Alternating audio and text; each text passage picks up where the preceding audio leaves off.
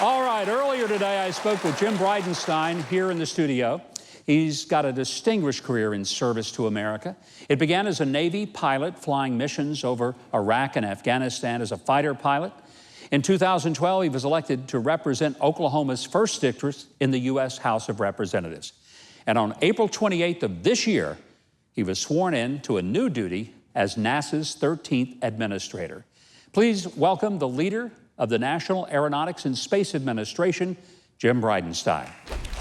Of all the jobs I think exist in the federal government, I can't think of any of them that would be more challenging and yet more exciting than that you have, Jim Bridenstine, and that is to be the administrator of NASA. How pumped are you about this brand new appointment? Well, I'll be honest, this really is a dream job. It's a dream opportunity. But it's an important job for our country. And of course, the President appointed me for this position. I was confirmed by the Senate, and I want to make sure that I'm doing the best that I can for our country and in many ways for the world. I still remember in July of 1969 when Neil Armstrong set foot on the moon. I'll be honest with you, Jim, I thought America can do anything. We can do anything if we can do this.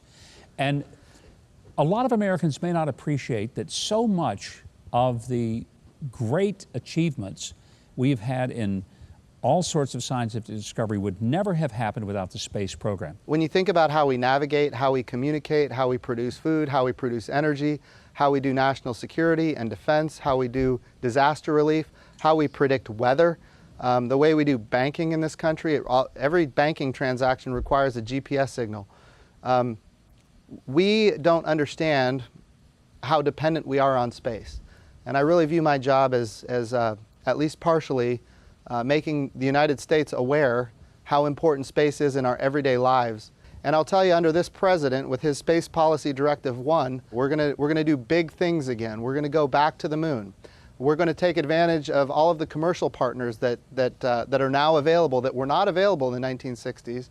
And we're gonna lead the world in an effort to go back to the moon with an eye for eventually going to Mars. Some of us have watched somewhat with frustration to know that we had to sort of rent space on Russian-made rockets to get to the space station.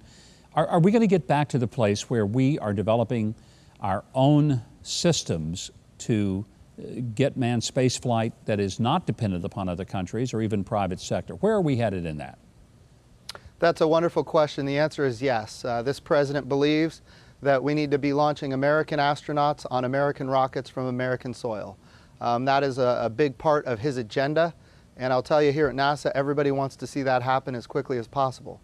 I will also tell you that the partnership that we've had in space with Russia has been good.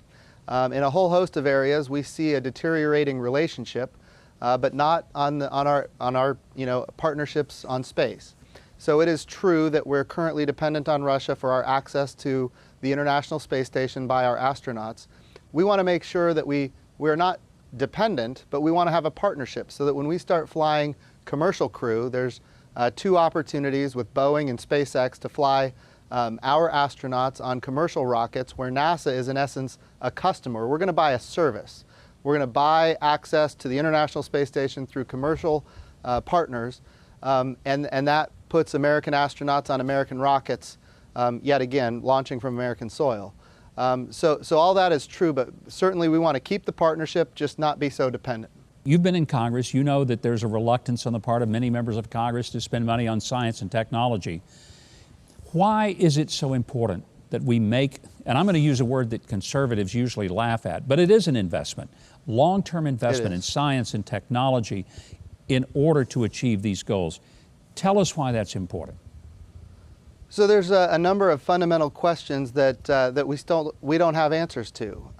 The question is there life in the universe beyond the planet Earth? We don't have an answer to that. And of course, NASA is working hard to answer that fundamental question. It's why we're doing missions to Mars. It's why we're doing missions to a moon of Jupiter called Europa. These are important missions to try to understand if maybe there's life, microbial life, if you will, on these other bodies. So I think that's important just for human knowledge. But if you think about the history of civilization, I mean, there was There was a reason that we crossed the Atlantic to the New World. There's a reason that we built the railroad. There's a reason that Lewis and Clark went west. We are a nation of explorers, and it's in our DNA, if you will, to want to know more, to understand our environment, and of course that's critically important. As you mentioned, budgets are important as well. We're living in a fascinating era, Governor, where for the first time we're seeing, the miniaturization of electronics, and we've got commercial rocket builders that are using rockets multiple times. We're reusing rockets. These technologies and capabilities are driving down the cost of access to space.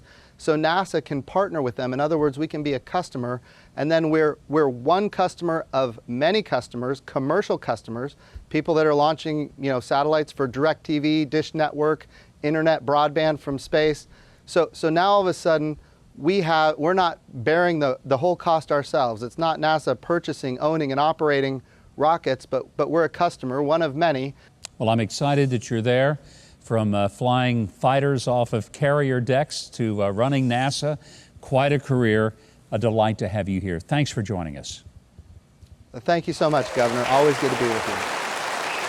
And our thanks to NASA Administrator Jim Bridenstine for joining us. You can learn more about NASA's exciting new efforts in space at nasa.gov, and you can follow the Administrator on Twitter @Jim Bridenstine.